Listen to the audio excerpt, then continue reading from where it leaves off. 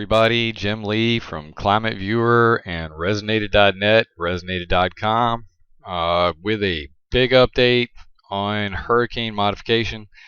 There's a lot of stuff floating around the internet lately about weather modification and people calling people out for being conspiracy theorists, for saying that they're screwing with a hurricane. Well, this is a little close to my heart, so I'm gonna really break it down for you. I spent 2 days making these 2 articles because people don't seem to get it, and hopefully this video will explain it.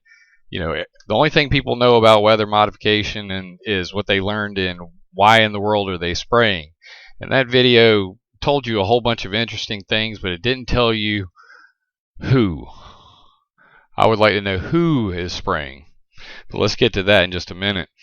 So, if you don't believe in weather modification, then you just got your head in the sand, because they've been doing it for quite a while. And I'm going to break down exactly how the Department of Homeland Security, NOAA, NASA, the U.S. Air Force, the National Weather Service, everybody, the CDC, the EPA, let's see who else, the farmers, the insurance companies, the NADEX, how it's all involved. And we're going to go over that hopefully as quickly as possible. So please stay tuned, because this is very, very, very important.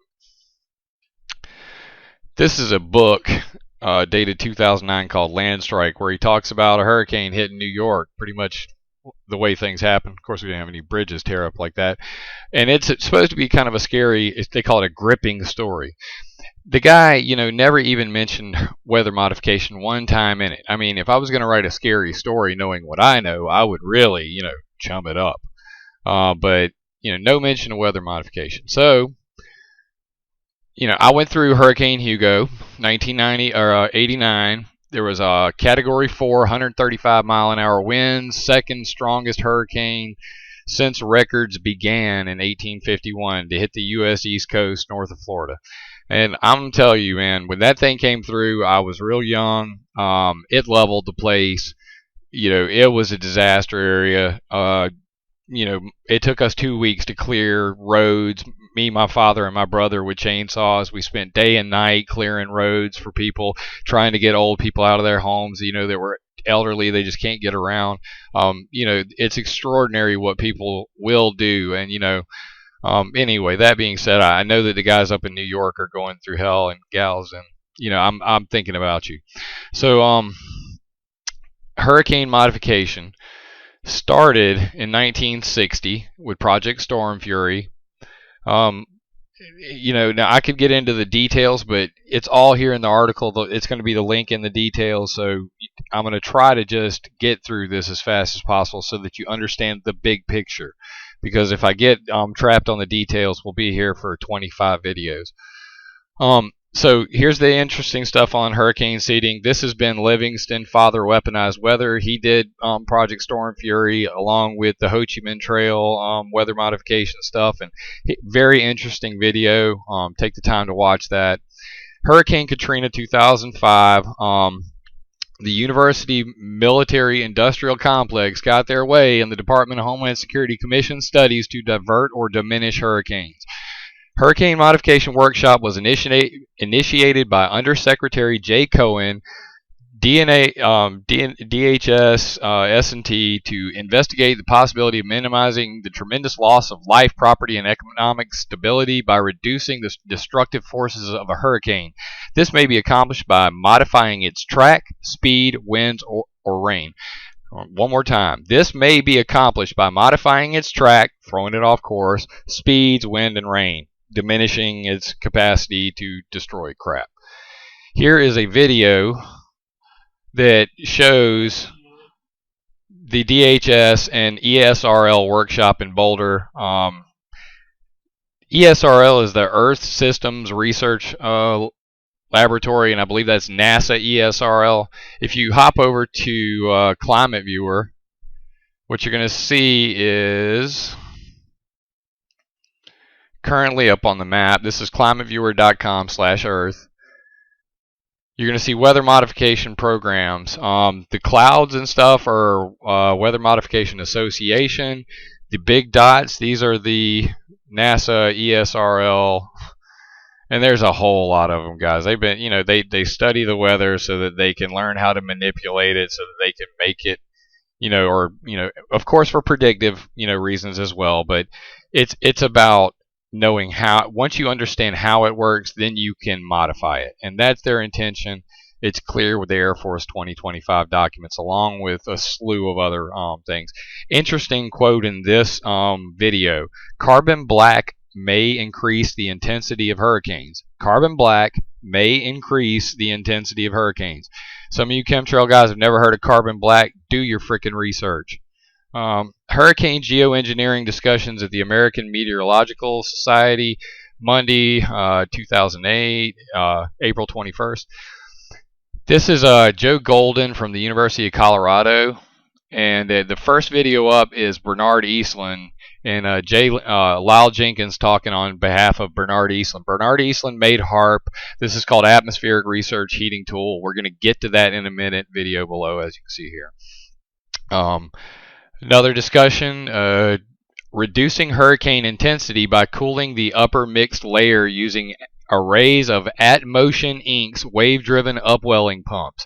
These are like buoys that are in the ground, in the water. They like suck the water from the ocean and spray it up into the hurricane to supposedly mitigate the damage.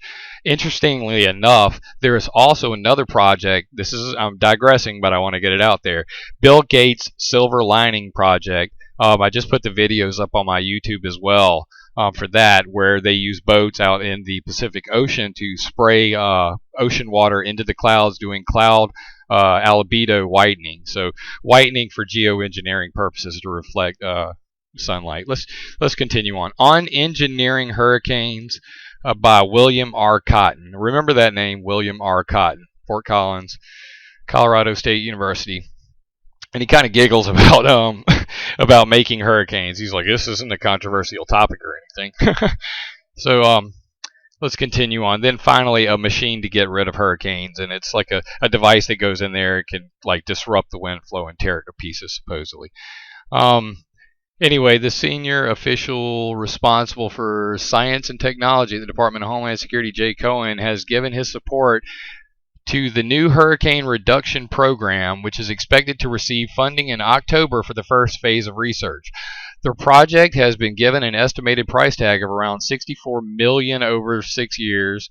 Scientists will first conduct tests using models and small-scale experiments before the most promising idea is developed for large-scale testing. This is 2008, all right? That's from Telegraph. Moving on, large-scale testing. Hurricane Aerosol and Microphysics Program, HAARP 2010. Now, you may have seen this on a whole bunch of activist videos talking about Sandy and geoengineering, and this is how it all started. But let me give you the full scoop. Coffee. The HAARP program did all kinds of stuff as far as, testing with cloud seeding and various instrumentation. Once again, chairperson William R. Cotton, the On Engineering Hurricanes guy that we just previously discussed. This is 2010. That's 2 years after the last video that was up there. So Joe Golden from Golden Research Consulting. Who all is involved in HAARP? This is the HAARP report to the Department of Homeland Security 2010, and here's the original link. It's on pwtcommunications.com. And this is from the American Meteorological Society, the AMA, Convex website. Freaking awesome. Here's who talked at the HAARP program, and I just found this interesting. Somebody, Harold Save from Chemtrail Planet on YouTube, pointed this out, and it is kind of interesting.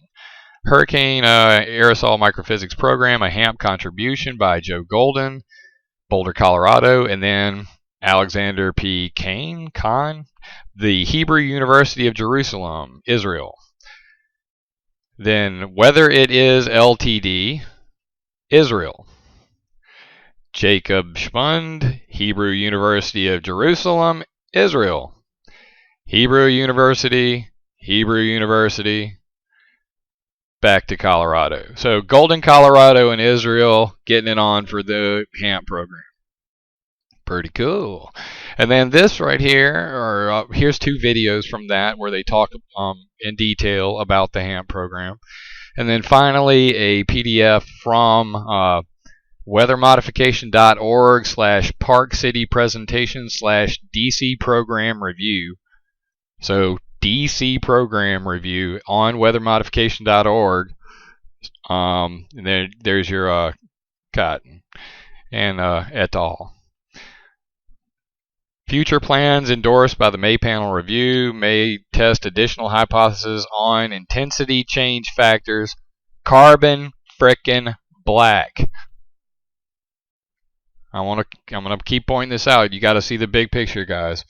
Ocean cooling. That's the little, barrels I was talking about, and same thing with Silver Lining Project, spraying water in the air.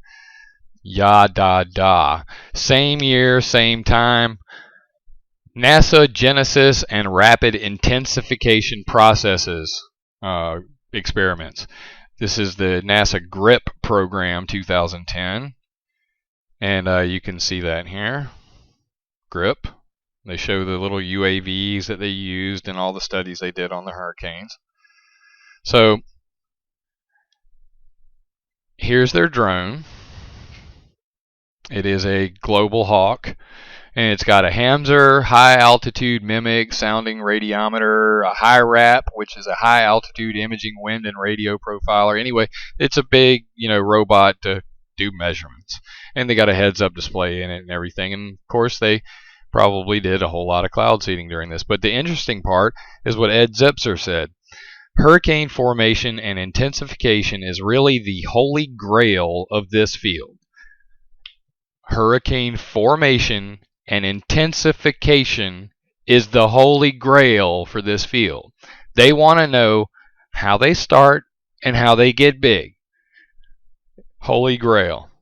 And of course they're going to say it's so that they can learn how to stop that process, but understand because of the Air Force 2025 documents, we all know that the Air Force intends to weaponize weather. So let them get their holy grail, and somebody's going to be visited by a hurricane brought to you by the U.S. Air Force. Continuing on.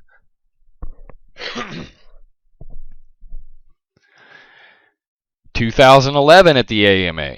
Here's where they talk about more screwing with hurricanes. Aerosols on the intensity and genesis of hurricanes. Mitigation of hurricanes by cloud seeding. Aerosol, cold pools, and hurricane intensity modulation.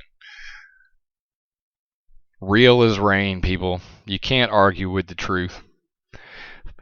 Now we move to the next category, and this is a little more controversial. HAARP, satellites, and hurricanes. Oh my.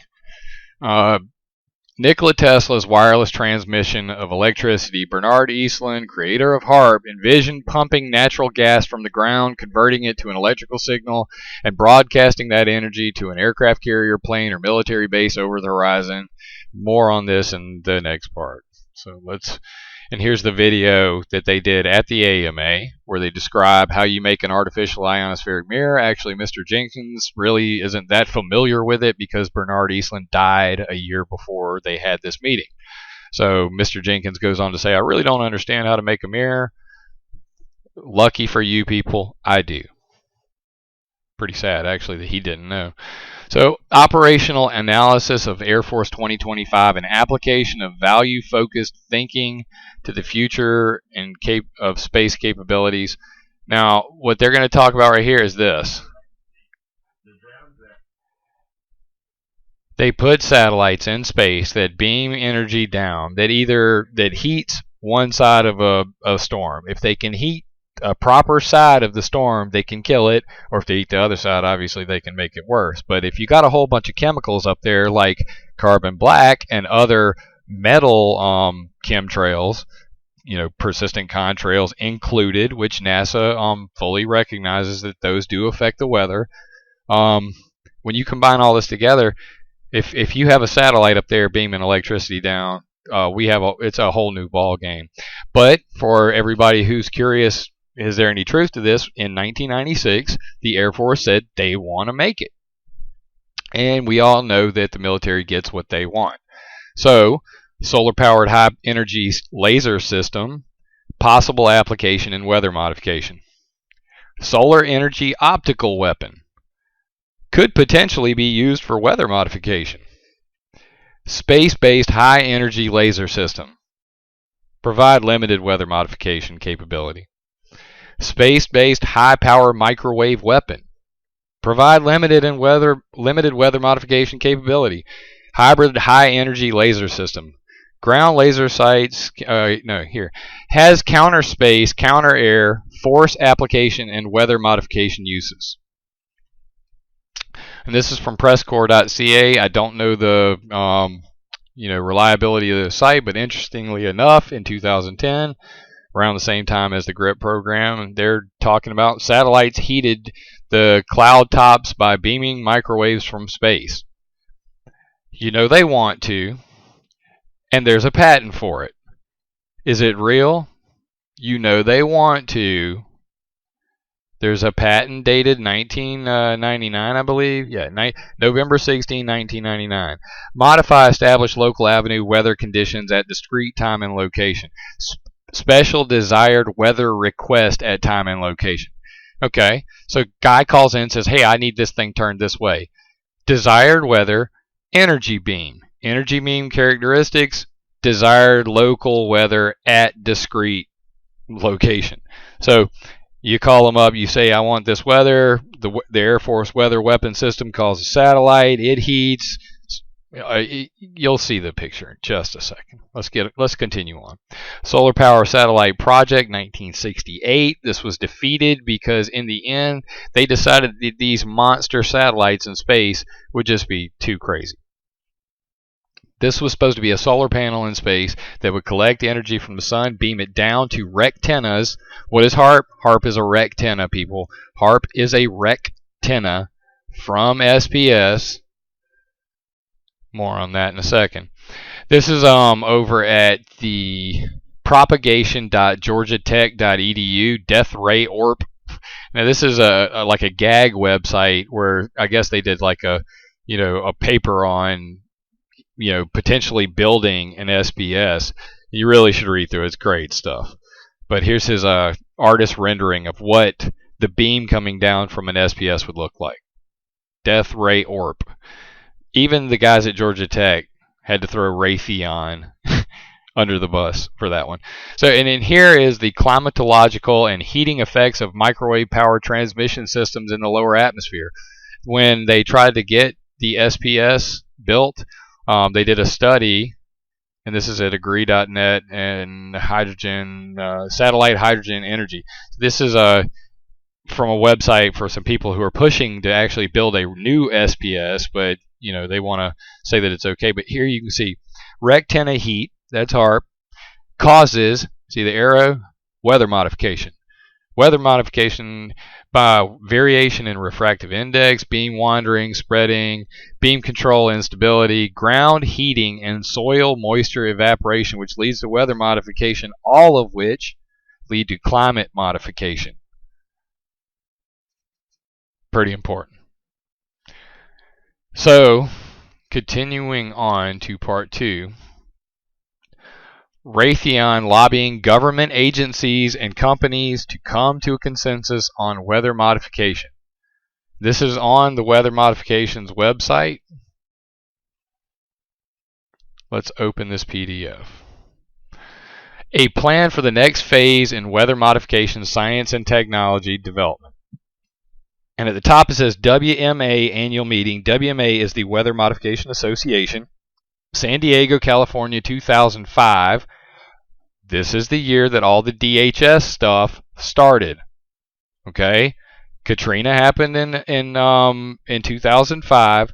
The DHS said we need to prevent this from ever happening again. Raytheon goes to the Weather Modification Association. This paper describes how they want to get it on. You should read this. This is your freaking big smoking gun. Now, I cut out the interesting parts for you over here in the article. Here's their program organizational chart. and the plan, and they could form the basis for Homeland Security's needs. 2005, Raytheon talking about it. We can do what Homeland Security needs. The state-of-the-art cloud seeding technologies might be ready for application towards mitigating the effects of freezing rain events. The knowledge base is not large enough to reliably support tornado zapping or hurricane snuffing efforts. Now, tornado zapping is what I just told you about with the solar power satellites. That's Bernard Eastland's technology, that they're trying to get revitalized. And they're saying that it's not, the reliability is not there yet, but that doesn't mean that it isn't there. Okay, they're just acknowledging that part. So let me continue. It may one day support these efforts after appropriately funded and directed cooperative research campaigns have been completed. This is 2005. You think they ain't got the money by now? You're crazy. It's been 7 years, guys. The existing cloud seeding technologies are operationally used to reduce hailstone size, and may possibly be used to reduce the intensity of rotational hurricane winds. The reductions in hurricane rotational wind speeds following cloud seeding were not statistically distinguishable from the range of natural variability and is not yet scientifically accepted. Consequently, modeling studies should dominate these efforts initially.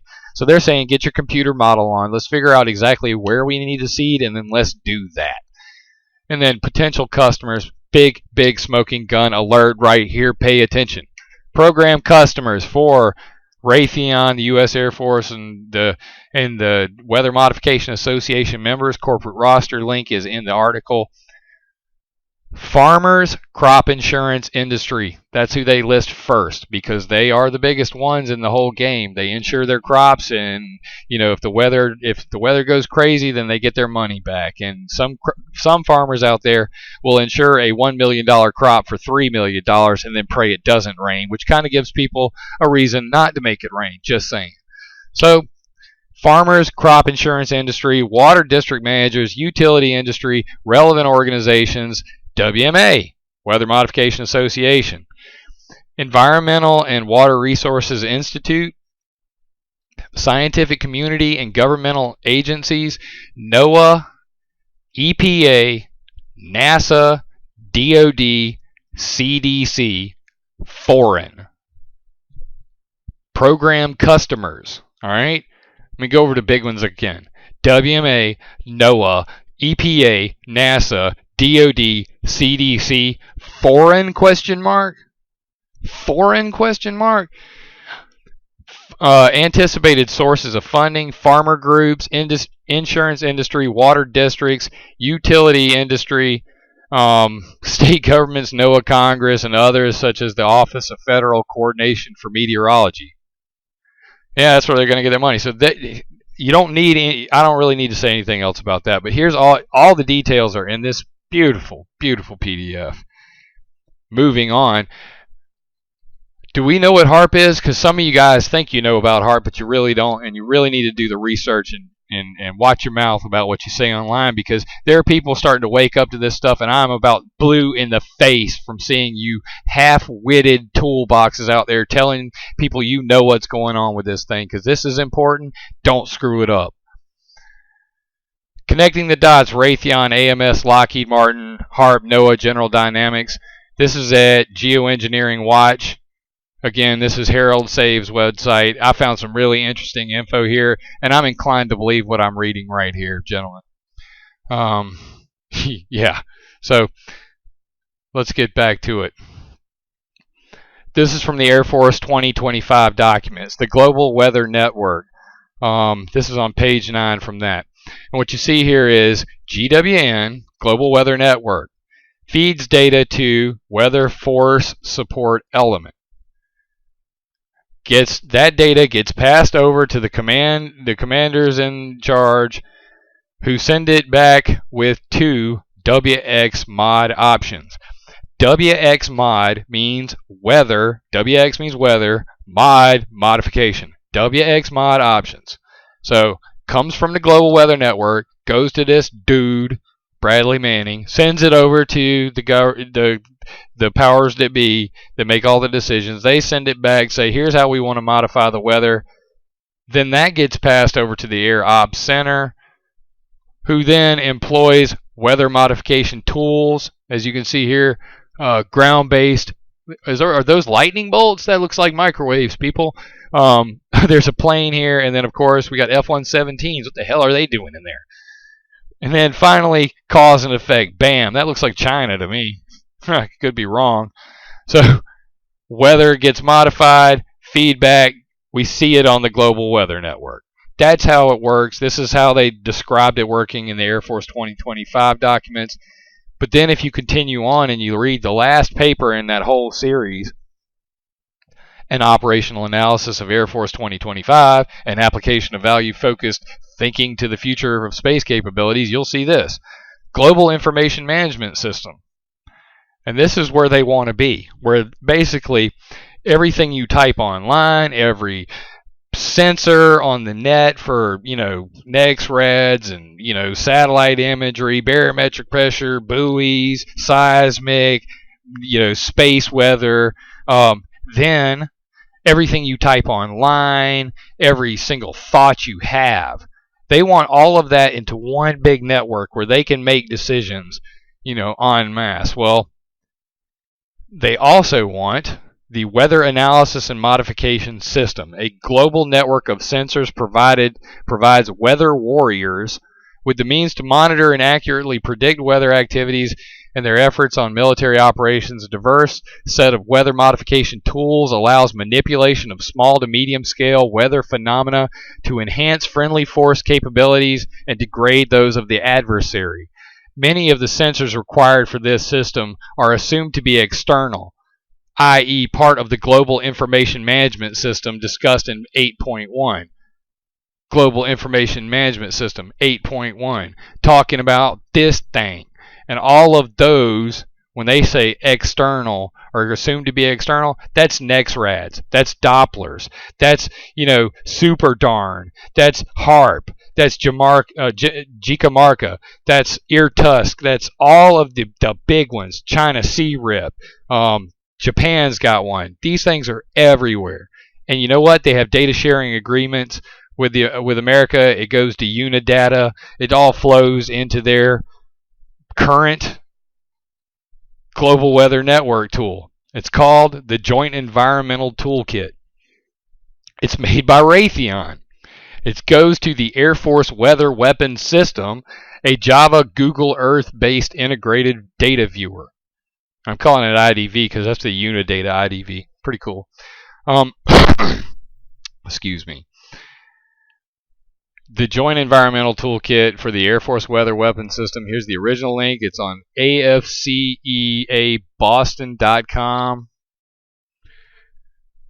Go through it in detail. Here's their branch systems, and here's the JET itself.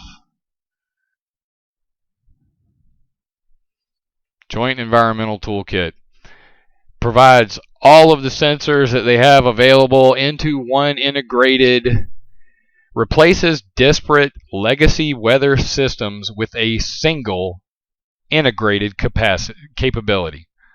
Okay, so let me get this straight. That sounds just like this. Okay, so all of the sensors have come together. Great times, guys. Great times. We're getting progress here. Oddly enough, it looks a lot like my ClimateViewer. It's a Google Earth program with real-time data like weather and barometric pressure and wind. I started making ClimateViewer 2 months before I learned about JET. And when I learned about it, it just put the biggest smile on my face because I was like, I made that. Aww. You guys should check out ClimateViewer. Get over there and try it out. Moving on. Who owns HAARP? Raytheon owns HAARP. It's managed by the Air Force Research Lab, the Office of Naval Research, DARPA, and the Stanford VLF Group. Well, that and both Raytheon and the guys, they they make it real obvious, you know. On the Weather Modification Association's corporate roster, scroll down here, you're going to see Nasik Dacre, Gregory T. Marks, Watson Way, Wright-Patterson Air Force Base. All right? Wright-Patterson Air Force Base. Who runs HAARP? The Air Force Research Lab, which is where?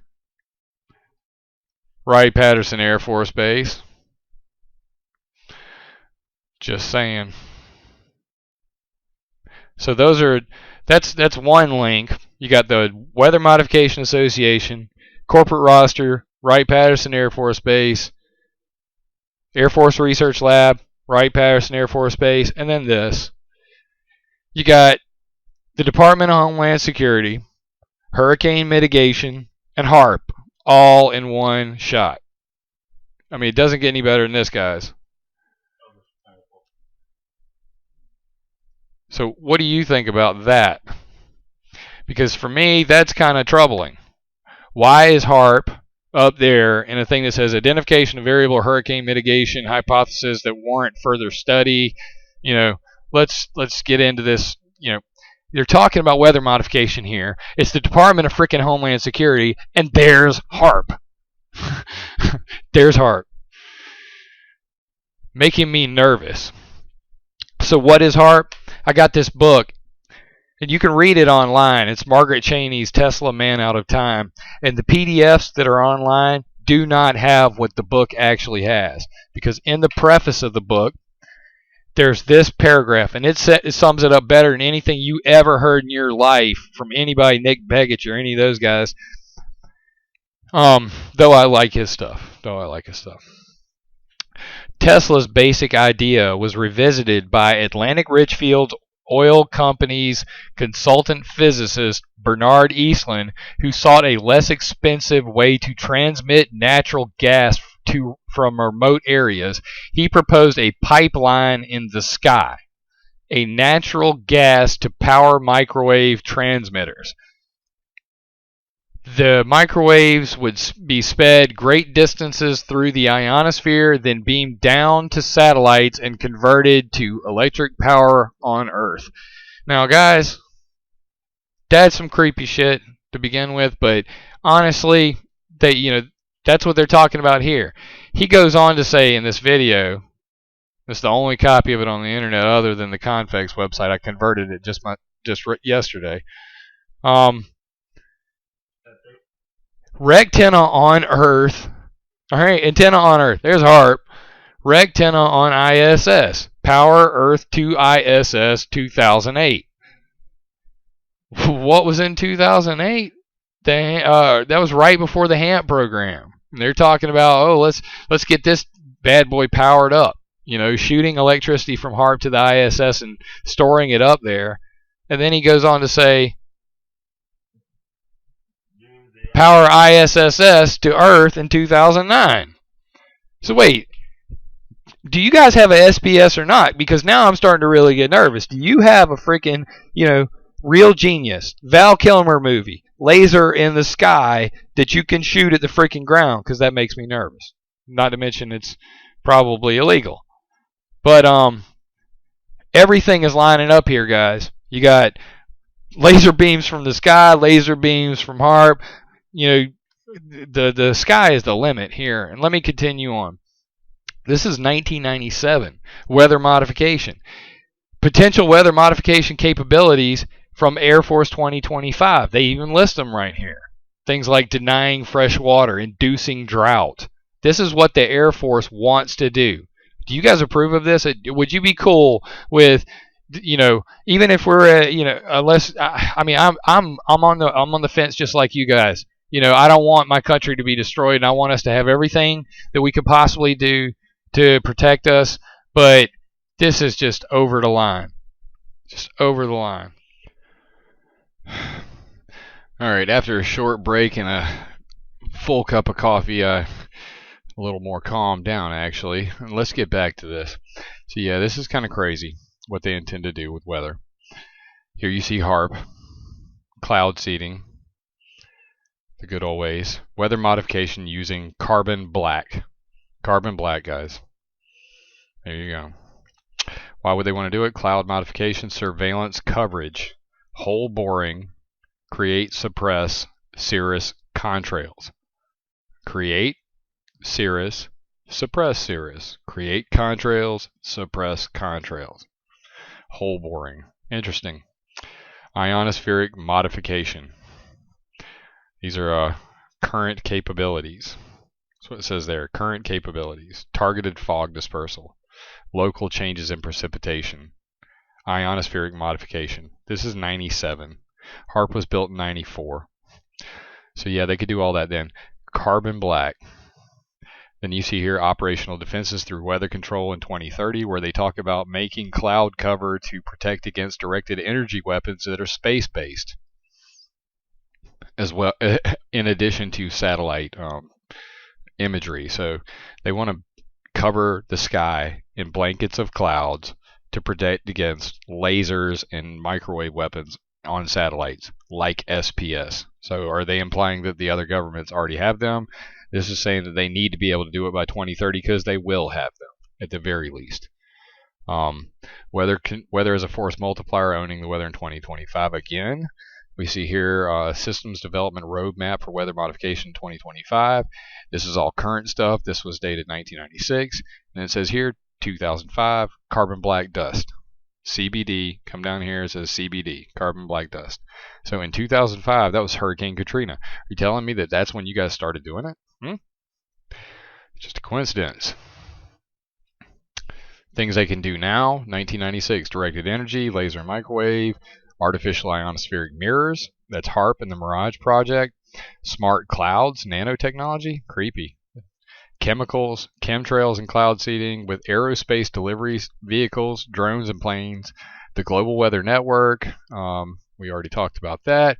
Sensors, computer modeling, communications, they've got that. Carbon black dust since 2005. So you may be asking yourself, what is an artificial ionospheric mirror? Now, a whole lot of people have talked about this if you watched any HAARP videos, but most of them didn't know what they were talking about. So I did this little graphic. This is straight from the patent.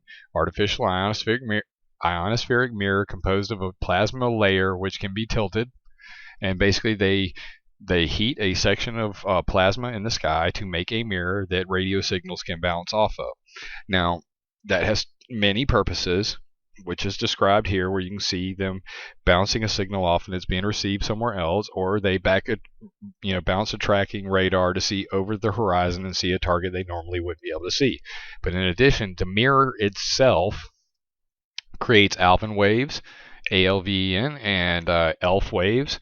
These are ripples that are generated off the side of them. They radiate all the way around the world due to what's known as the Schumann resonance. This is what people talk about when they say ELF waves. ELF wave generation is used for talking to submarines deep under the water. For those who say that HAARP doesn't have very far of a reach, it can't reach here or there, know that they have a buoy just east of Australia that they use to track the signals from HAARP, and it's called the one-hop experiments by Stanford. But they can actually see the signal bounce around the world down there. No problem. Here's another diagram on that. This Papadopoulos Dennis, he says, AMISR to be relocated from Poker Flat to HAARP. Arecibo gets a heater. Make the heater to be constructed at Jicamarca to cover the dip equator. Alright, so let's take a look at those real quick. Now what I'm going to do is, on ClimateViewer, I'm going to go to Locations and Facilities, and I'm going to check the electromagnetic box. And then we'll come over here to Arecibo.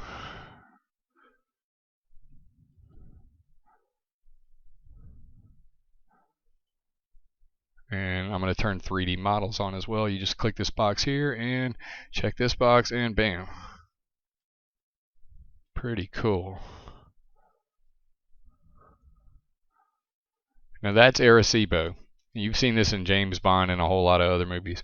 Well, it was destroyed by a hurricane, and they've been remodeling it, and apparently they're putting an ionospheric heater here as well. Is also a member of the VLBA, which is the Very Long Baseline Array, which spans the globe. And then let's go out to Jicamarca real quickly.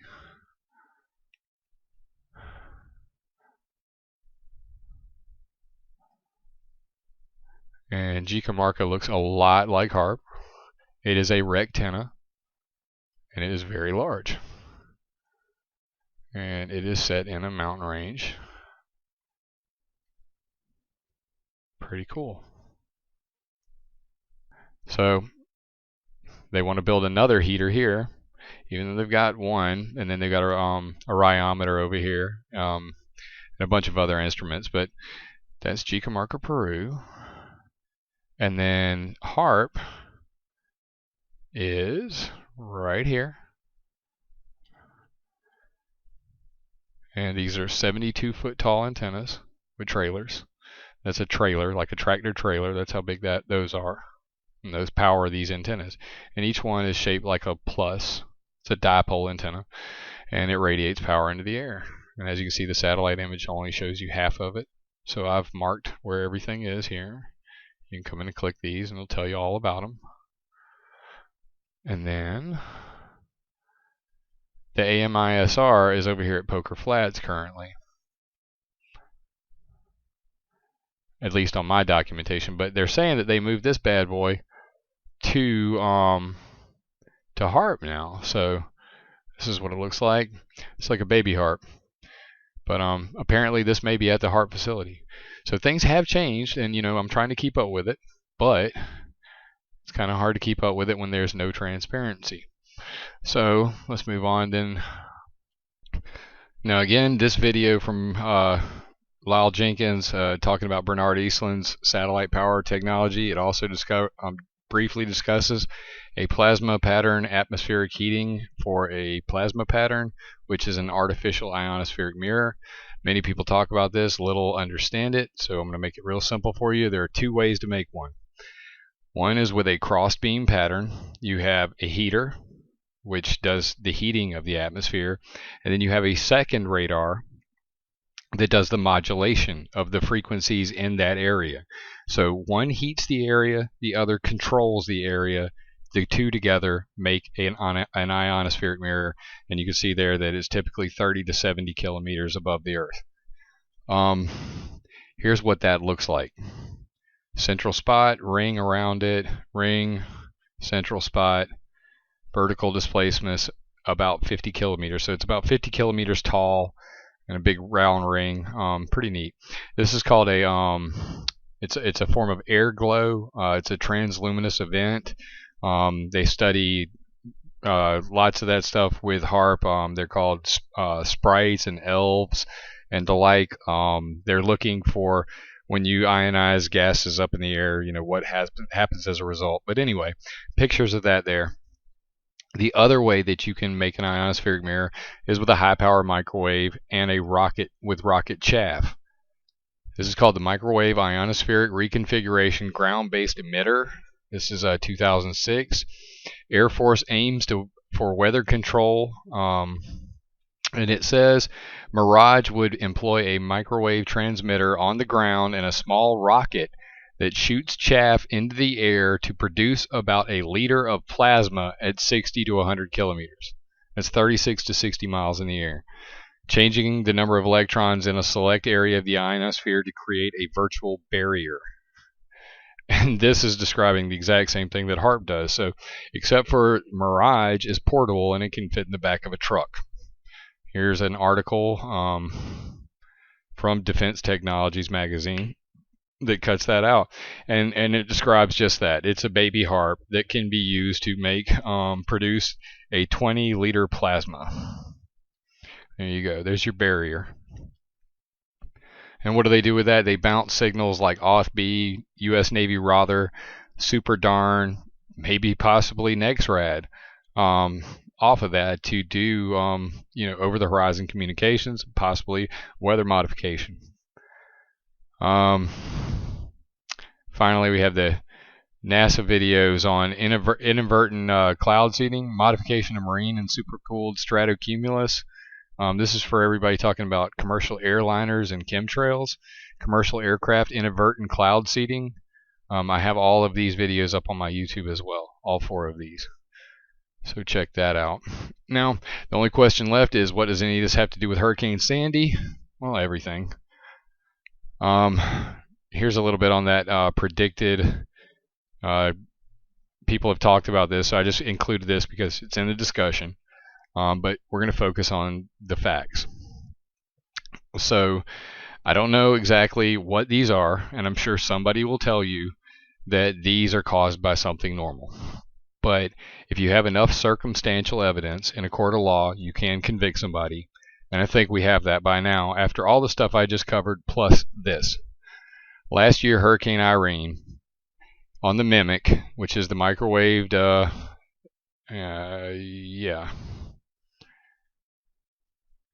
morphed integrated microwave something. Fail.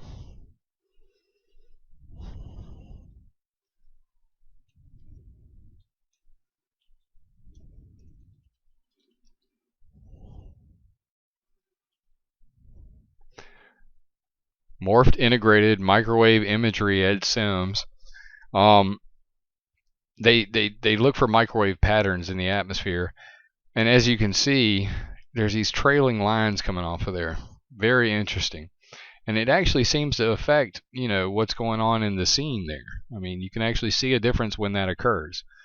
So, and they have a shadow over here as well, if anybody's really paying attention. Following that, this is off the coast of Florida, and then a little further up the coast, it runs into North Carolina, where a NEXRAD station, RAX, flashes to storm. And this was what we saw on Intellicast. This is it on College at DePage. All of the radar sources around the world, or that are available on the net, showed the same thing. Big, large flash. So probably not just an error. And we all went on about that for a while. But then we come to today, and we have Hurricane Sandy, exact same thing. Now what I want to point out to you is, you see how there's nothing going on this side, and there's this big red glowing thing? When it trails away, watch the clouds form behind it. See over here? Then they come back. So that leads me to believe it's not just an anomaly. If it was just like a graphical error, then where did these clouds come from after it disappears? Just saying. So you have that, plus, what do you know? We get to North Carolina, and it happens again. There's the flash. So this is 2 years in a row, 2 different hurricanes, exact same MO. Flash, mimic, flash, mimic. So then I'm looking at some of the stuff out there. Harold Saves videos turned me on to HAARP, which led me down this long road. And the same day in South Carolina, I was taking pictures. And this is what I came up with that morning. And I really hadn't given it any thought about the hurricane. But when I saw this when I was going to work, I was just blown away. Because, I mean, these are just amazing chemtrails and sundogs. Or chembos, however you want to refer to them. But look at that. I mean, just impressive chemtrails. And look at that glow. I am not making this up. This has not been altered. I added a little contrast to it just so you could see all of the chemtrails in the background. But you got your typical metal-laden trail of aerosols being spread out vertically into the storm. On the west side of the storm, so it's pulled right into the eye. Pretty typical stuff, though. Unfortunately, just most people are not aware of it. And finally, let's look over here. This is Sandy up real close, and this is about where I am. And as you can clearly see, now, this is also pretty typical of hurricanes. Don't get me wrong, but from the satellite, I wouldn't think anything other than the fact that I saw it in my hometown and took photos. So yeah, there you go. There's that. And these, look at that. You get where I'm going with this? So it looks like they laden it with chemicals. They understand that this stuff affects it. And then you have this article, and again on Press Corps. X-band radar hurricane steering. They're talking about the HAARP, the SBX, not the HAARP. The SBX, the C-band X-band radar, and it's basically the U.S. Air Force's and Navy's top secret missile defense radar. It's supposedly part of the THAAD system, THAAD, which is a terminal high altitude kinetic weapon, and this radar steers the missile to a nuclear missile in mid-flight, and then they run into each other and bam. But there's a lot of controversy about this thing being used for tomography, for looking underground at nuclear installations, as well as possibly weather modification. No details on this thing, by the way. And then we have the space shuttle drone that the Air Force runs, quite possibly a SPS, solar power satellite, laser weapon, energy weapon, microwave weapon. We don't know what's in it, but if it was up during the hurricane, that would be good to know. I'm going to look into that. Then we have HAARP status, and people are out to lunch on whether to believe HAARP status or not. But coincidentally, if you look at this red ring, here's the map, here's the ring that Harold Say put over it, and if you actually go in and you look real carefully at it, you're going to see those ripple patterns that we all talk about. Pretty interesting stuff. See that? And that's all through the HAARP status update area. And you scroll down, just fine. Up there where they said, ripples. Down here, just fine. Coincidence? You be the judge. See the difference? No HAARP status update, HAARP status update. I mean, that is pretty interesting to me, at least. So, when you put it all together, Katrina, 1,833 deaths, Irene, 56, Sandy, 69, 55. It looks like the numbers are down. So far, so good. This could be completely coincidental, of course. 81 billion in Katrina, 19 billion Irene, 20 billion Sandy. Now, I understand that they want to prevent loss of life and all that, but the bottom line is their plans to own the weather and use it as a weapon are fact. And everything that they learn while doing this is definitely going to lead to one day the Air Force being able to control the weather. And I, for one, do not want to see that day, and I don't think that any country in the world should be allowed to proceed with this this line of research, because one day soon this information is going to be pocket-sized power, and you're going to have corporate elites dictating to military and governments what they should do, and they pretty much do now. So the thought that they can control the weather as well is very scary to me. So one last thing I'm going to throw in there as a possible source of this red line is the Arecibo Space Telescope.